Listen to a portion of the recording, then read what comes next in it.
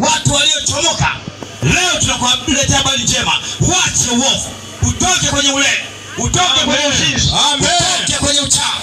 Biblia inasema maana huko nje wako umbwa. Hao umbwa tunaosoma hapa tunagundua kwamba wako wachawi, wako wazinzi na waabudu wa sanamu.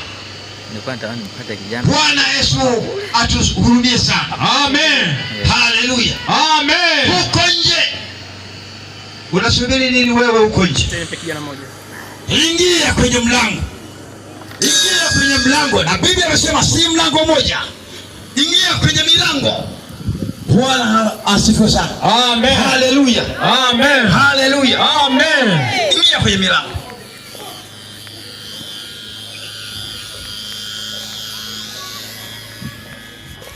Kati nataka kufanya kitu fulani, naomba mtu anisomee kitabu cha Sefania sura ile ya kwanza kabisa mstari wa 14